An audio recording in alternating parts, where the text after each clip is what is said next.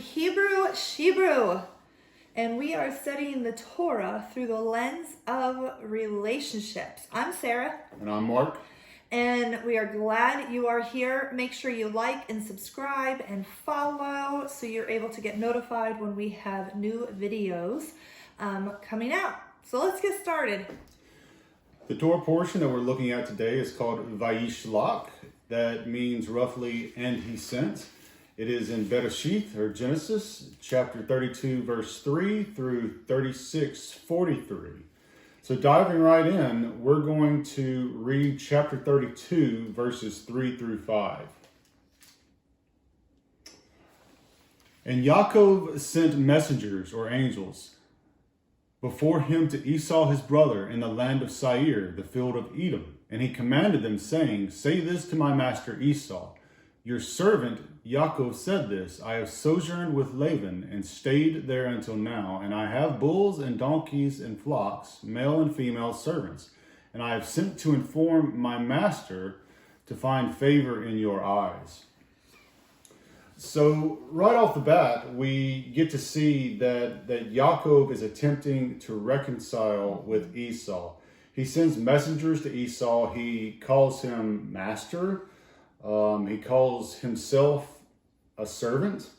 So a takeaway from this is that in a relationship conflict, one party has to take the initiative. They have to humble themselves, put it, behind them, take the initiative, seek peace. One party is going to have to do this. As long as both parties are going in these separate directions, there will never be reconciliation. Yeah, if we look at previous of what has taken place, they definitely parted their ways, and here they are coming back together again years later, and now they're able to go ahead and come. Yeah, they're still scared. Yeah, they're still wondering, okay, what's going to happen? What's the other person going to say or do? But you have to take that initiative, so it's really good in a relationship, a future relationship or even a current relationship, that you deal with some of that reconciliation that needs to happen either with friends or even with your family members, people that you grew up with, your siblings, your parents, your cousins, your aunts, your uncles. Everybody in between that you might have an issue with, it's good to go ahead and deal with it. Yeah, and like we said at the beginning, we're looking at the Torah portion through the lens of relationship. And of course, a major focus of ours being Shebrew, we're trying to help you become the kind of person that you can find your spouse and be able to do that. But that's not the only focus. Looking at all of these relationships in the Torah, we're actually trying to figure out how to be more successful humans. Yeah. Really, that's a good way to put it. Because is. Relationship is what this whole thing is about. So it's about relationship with your possibly future spouse, or maybe your current spouse if you're watching this and you're already married. Yeah. But it's also hugely about your relationship with Elohim, yes, about your relationship with your family, with your brothers, your sisters, your aunts, your uncles, with old friends. It's all in there. And if you are in a difficult spot, if you are wondering and seeking, the best place to be is to talk to God. Yes. Is to actually sit down and have a conversation with him, like we're having a conversation here with you right now. It is nothing fancy. It literally is just sitting there and just talking to him and just praying and just asking. Maybe you need to get reconciled with God. Maybe your relationship is not where it's supposed to be, and maybe that needs to be the first step to go ahead and do. Yeah, very possibly. Yeah. We're going to move on to verse 7 through 20. We're not going to read all of it, but basically this is when Jacob, he learns that Esau is coming with 400 men, and he's overcome with fear, and he takes two basic strategies. He does what he can do humanly, what he can come up with in his mind to go ahead and do. And he also pleads with Elohim to deliver him and his family from Esau. He repeats back to Elohim what Elohim had promised him in the past. So part of what Jacob does is he separates everybody into two groups. And then he sends gifts to Esau, attempting to appease him to gain acceptance from Esau. So really, we get to see here, Jacob is taking a few different strategies. Yeah. So what we would bring out of this is, when you recognize that there's a broken relationship, what will your strategy for reconciliation be? Are you going to rely on Elohim as your covenant partner? Will you rely on your own wits and strength? Are you going to do both? In which order are you going to do that? How about the person that you're considering as a potential spouse? How are they going to attempt to reconcile brokenness? Like, a good way to see how they would reconcile brokenness in a relationship that you have is, how are they doing that in the relationships they already have? And can you like kind of watch and talk to them about that? Like, are there old grudges? Are there things of that nature that they will talk about? And you can kind of see, like, this is how they deal with it, and how they either tried to reconcile, or they were willing to just go ahead and keep moving away from that person instead of closer to that person. Yeah, no, that's good. That is. And we sort of get into that in chapter 33 too. Definitely. Yeah. In verse 24, would you read verse 24 and 32? Yeah. Then Jacob was left alone, and a man wrestled with him until daybreak. And then 32? No, or just through 32? No, just 32, 24. Just the okay, idea. just what I just did. Yeah, just he was left alone. He was left alone. Yes. And that is something that we kind of got out of this, and maybe Sarah can speak a little bit more to this, is that some battles you must fight alone. Yeah. Sometimes you have to do it yourself. It's not something that somebody else can go ahead and help you with. It is something that you have to go ahead and talk to God about and be like, okay, God, I need your help.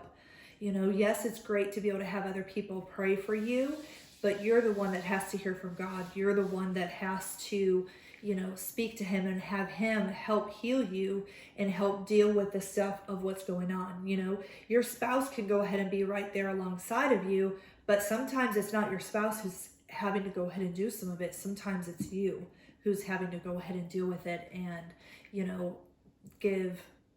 have God help you along the way. Yeah. For whatever that healing might be, you know, whatever that wrestling is of what's going on in your life.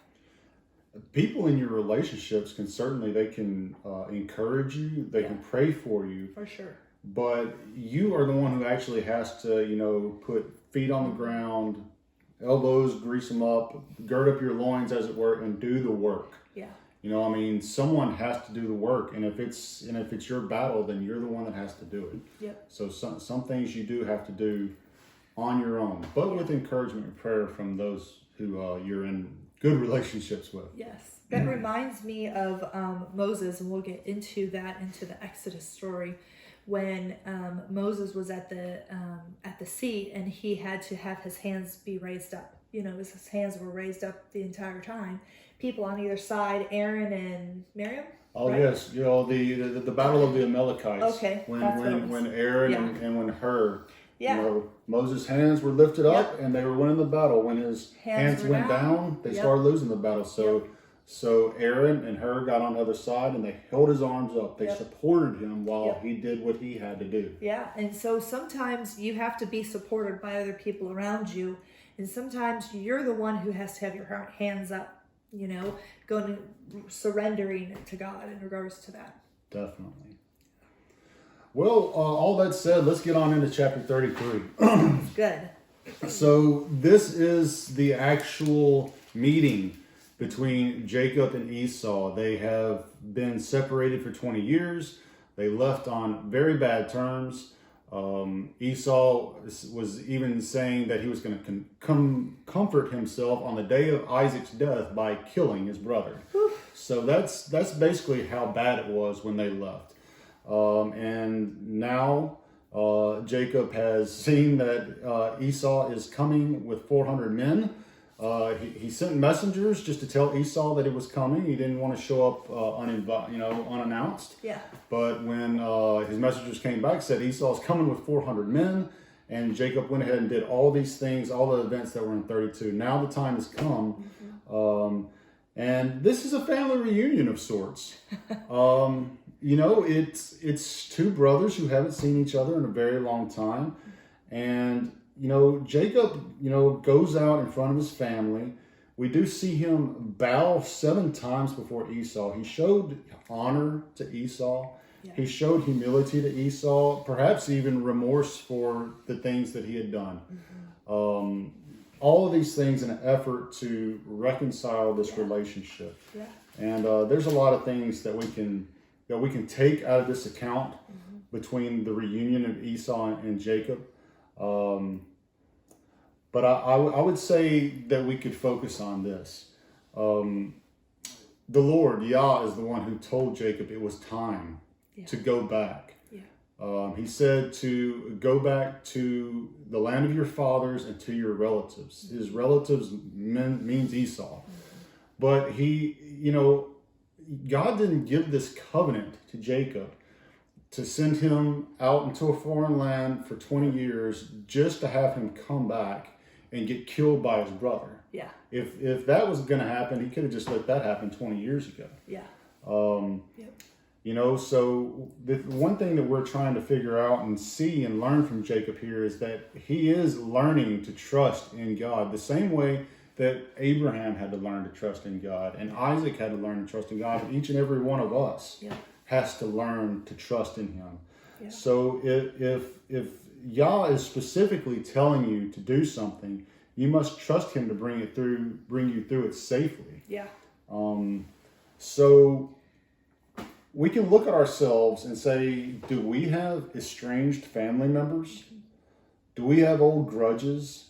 None of us are getting younger, people. It's but one thing's for sure, it's never too late to follow Jacob's example to us here. Yeah. I've got a lot of things that I could say here, some steps and things of that nature. I think I'll just say that reconciliation is worth the effort. Yeah. If there's a chance that you can reconcile, it's worth the effort to go ahead and put that in to get that done. Yeah, it definitely is. It's a matter of learning to deal with your past and learning to forgive. Deal with it and forgive and move on. And reconciliation is better, than having to be right. So you can move forward. Move forward in that relationship. Move forward in your life. Maybe something isn't going on because there isn't reconciliation that's happening. There isn't forgiveness that is going on. And with certain feasts, we're supposed to go ahead and ask for forgiveness. We're supposed to go ahead and, deal with those things and then move on into, what we're supposed to go ahead and do and celebrate. Yeah. Perfect example in Matthew 5, verses 23 and 24. Yeshua is given the famous Sermon on the Mount. One of the first things that he talks about is, if you then bring your gift to the altar and there remember that your brother holds whatever against you, leave your gift there before the altar and go first make peace or reconcile with your brother and then come and offer your gift. Yeah. So, these are the words of our master. Reconciliation, forgiveness, huge in the words of Yeshua. He talks about it all the time, and we all know what a big thing it was for the forgiveness that he's given to us. But also, we're supposed to be like him. What does it say in 1 John 2:6? We know it so well. If you say you're in Messiah, you should walk as he walked. Mm-hmm. His walk was a walk of forgiveness. Yeah. So should ours be. Yeah, it's true. It's very true. Yep. Another thing with your future spouse, we were talking a little bit about it, but you want to look and see, do they have the strained relationships? Are they willing to go ahead and make the effort to reconcile and restore broken relationships? Maybe they've got one and they need just a little urging, have you ever thought about, reaching out to that person and trying to reconcile that relationship? Yeah. If they're willing to go ahead and do that, that's huge. Yeah. Because it's just part of our covenant relationship with Elohim. Yeah. It also, if they're willing to go ahead and do it with somebody else, that means that they would also be willing to do it with you. Correct. Yeah. And we're not talking about, breaking different boundaries, if you've had an abusive relationship with a parent, or a abusive relationship with a child and things, and you have certain boundaries set up because of those hurts, because of that past of what has taken place. We're not talking about breaking those boundaries and allowing them to know about your world 24/7. We're just talking about making forgiveness, and having that forgiveness be there, and have that, hopefully, a relationship that can eventually happen. But there also, again, you still have to make sure that you have those boundaries set up, that if it is an abusive situation, that you have those boundaries set up where, one person or another isn't invading into that, so you have to take that into consideration as well, but if it's just, I don't know, you guys know your own personal life in regards to that, and God can help you along to figure out what you need to go ahead and work on and deal with. Being reconciled is not an all access pass to your life. Yeah. It's about taking, feelings of, I don't know, like anger, angst, things of that nature, and making it where there's now peace. Yeah. Like Sarah said, you don't all of a sudden have to be buddy-buddy now. They don't have to have all access to your life. Hopefully the reconciliation will lead to that later on down the road. But the boundaries still have to be there. Yeah. And the trust has to be rebuilt. Yeah. Yep. That's good. Let's go ahead and go into chapter 34.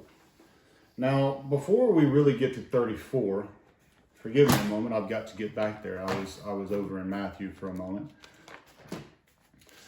We are going to see at the end of 33 that Jacob sets out to a place called Sukkot. He builds a house. He makes booths for them. And then he comes to a city called Shechem, and he buys some land there, and he settles there.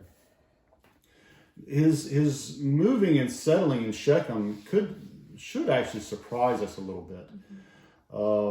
Because we would expect that his first stop in Canaan would be to go straight to his father's dwelling place, either in Beersheba, which is where he left from, or Hebron, where we find out that he's actually at, and go from there to Bethel to fulfill that vow that he made as he left the land, right?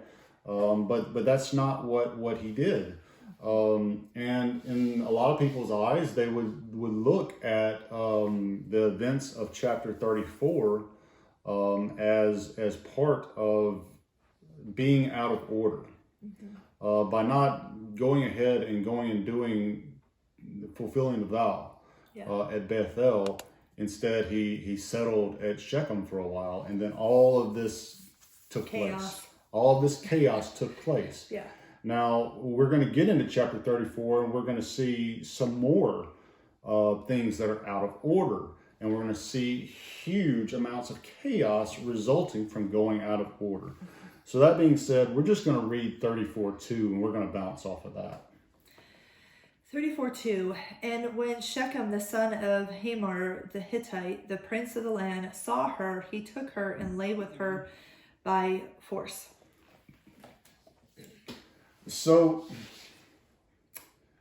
when Shechem saw Dinah and he knew he wanted her, he should have taken the steps to ask her father to allow her to marry him. That would have been moving in order. Yeah. But instead, he moved out of order. He had relations with her first and then asked for marriage afterwards. So this led to the chaos. Doing these things out of order, it led to the chaos that destroyed his family and his people, all the people of his town.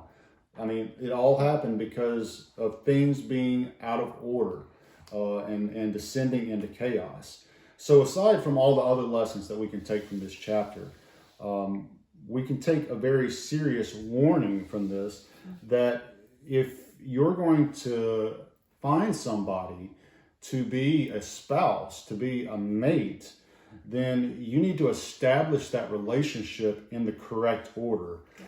You don't want to, in our modern vernacular, put the cart in front of the ox. Yeah. You want the ox to pull the cart, So we do have a few things that we made a tentative list of, what you could go by and when you're wanting to establish a relationship. It's not a one size fits all. It's perhaps a good model, but everybody is unique. Yeah. So you guys who are in Hebrew Shebrew, you do have access from your membership to go ahead and have a council session with myself and Sarah. So if you want to talk about some of these things in your unique situation, you should avail yourself of that. Yeah, but for sure. I think, we should allow Sarah to kind of talk to us about perhaps some of the good steps to go ahead and make sure that we get in order. Yeah, so when we look at this, when you have a relationship that's in order, you're not going to have chaos in that relationship most of the time. When you have a relationship out of order, and your first date, guess what? You sleep with them. Come on, you guys. That should not be happening. That shouldn't be happening at all unless you're married. Let's just speak the truth here. You need to set up those boundaries in that relationship, and that needs to be set up right away in regards to that. So we do have a couple points here of relationships, and one of them is when you see somebody that you are interested in them, let them know. It's okay to say, hey, guess what? I think you're kind of cute. Or, hey, I would like to get to know you a little bit more. However you want to phrase it, let them know that your intentions is to actually get to know them as a person and maybe as a potential spouse. Next thing is I guess that was number 2 in regards to that. Yeah. 2. Begin to have a conversation with them with intent. Get to know them. Ask them about their past. Ask them what their hobbies are and what their interests are and what do they like and don't like. What are their favorite foods? Why do they like a certain holiday? Why do they like a certain feast? Why do they like that certain color? Tell me about your house. Describe to me your house. If I was blind, tell me about your house. I want to know all the nits and crannies of your house. Do you have pictures on your wall? Do you not have pictures on your wall? Then from there, you want to, if you believe you are a good match, you want to go ahead and be like, okay, I would like this relationship to go ahead and move forward. Can I get to know you a little bit more and start asking more deeper questions? And the first couple questions of talking to somebody, your first couple days of talking to somebody, messaging somebody, you should not be talking about their sex life. You should not be talking about your sex life. You should not be talking about, how you like to kiss or don't like to kiss or anything else along those lines. That is inappropriate, people. You need to wait on those things. Don't stir those emotions up yet until it is ready to get stirred. If you find that you are a match with somebody, yay! Then you want to move forward. Then you want to figure out, be like, okay, is this person at an age where I need to talk to their parents? Do I need to sit down and have a conversation with their dad or their mom or whoever is spiritually authority over them? Or are they a little older and it's just the two of us figuring this out? If that's the case, that's okay too. There's no right or wrong. Just figure that out for each individual situation. But state your intentions of, hey, I would like us to get to know each other even more. Can we move forward? Then from there, you're establishing that relationship. Now you're establishing that courtship. Now you're establishing, okay, do I see myself getting married to this person? Do I see everyday life? Tell me about your Monday through Friday. From the time you wake up to the time you go to bed, I want to know about your day. I want to know if you watch TV. What kind of TV programs do you like? And it's not a matter of drilling down, like an interrogation. My brother's an interrogator, so it's not like that, It is a matter of just having a conversation with somebody and be like, well, tell me about your favorite shows. Why do you like those favorite shows? What is it about them? Are they crime? Are they drama? Are they romance? Are they sitcoms? Whatever it might be. You want to get to know them because you might be able to get a flavor of their personality, of what they like and dislike. Once you figure some of that out, then you are able to move into the engagement stage of, okay, let's talk about getting married. Let's see, how does our life fit? Where are we going to live? Especially if it's a long distance relationship, who's going to move where? And what does that look like job situation wise? Can one person move? Can the other person not move? What's going to happen in regards to that? Do you have kids that you need to introduce kids to each other then? Or are they older and moved out and not having to worry about that in a way? Then from there, guess what? You can get married. After marriage, people, guess what? That's when you can consummate the marriage. That's when that happens, right? That's what it's supposed to happen, people. You need to wait. It is worth the wait. Don't put the cart in front of the ox. No. Do things in order. Do things in order. And I'm not saying you can't hold hands. I'm not saying you can't kiss. I'm not saying any of that. But you need to set up those boundaries, and you need to go ahead and have those parameters set up so you are able to have a successful relationship. You know, a relationship that is focused on God, a relationship that He wants you to go ahead and have. Versus if you have chaos, if you allow those boundaries to be broken, that's when you have some of the drama. That's when you have some of the chaos that happens, that comes into your life because those boundaries have been broken. And all of that, you know, we are getting out of these chapters in 34, 33, 35, because we are seeing the theme of order. Yeah. And moving out of order. Yeah. And we just want to make sure that you know what a good order of establishing a relationship would be like. Yeah. Yeah. And that's just an idea, you guys. It is not cut in stone. Each relationship is so different. But I mean, feel free to message us. Feel free, you know, you can email us at contactus@hebrewshebrew.com. It will be in the little description down below. But feel free to email us if you have questions. We would love to talk. Yes. Yeah. Okay. Well, just one more small thing, because you know we don't want to run too long here, but we're going to get into chapter 35. There's a lot of things we could talk about here, but in chapter 35 we do encounter two deaths: the death of Rachel and also the death of Isaac. One of them is a very unexpected death. The other one, it's been coming for some time. Yeah. Isaac had even, you know, he was living in Hebron where the cave of Machpelah was, because he knew it was time. Yeah. So it's just the idea of unexpected death and expected death. We're going to have to deal with both of these in our lives. So how are you? How is someone that you're forming this kind of relationship with? How are you going to prepare yourselves for the death of family members? And even for the death of each other. Yeah. And especially, you know, what are you going to do in the case of an unexpected death? If you find out that one of you has a terminal illness and you've got 6 months to live, well, you know, you've got a little bit of time. Yeah. You know, if one of you dies unexpectedly in an accident, you know, like Rachel did, she died giving birth, you need to talk with each other about those things. Yeah. Get those kind of things in order. Make sure you know how to take care of each other in the event that happens. Yeah. You know, it's a matter of just having those conversations with your kids, you know, having those conversations with your family members, whoever that person is that is going to be in your estate, you know, taking care of your business. It's okay to go ahead and take care of those things. You know, it's okay to go ahead and highlight scripture in your Bible, or put a piece of paper or write in the front, be like, these are the scriptures I would like to go ahead and have be read, or, you know, these are the songs I want to go ahead and do. Yeah, it sounds morbid, but guess what? I'd rather have those conversations than get a phone call at 3 o'clock in the morning. That's what I had. In my early 20s, my best friend died, and I got a phone call at 2 o'clock in the morning saying that she had an instant heart attack, just had a month-old baby, and they were wanting to know, is she signed up for an organ donor? She was young. She was young, you know. We were both in our 20s when that happened.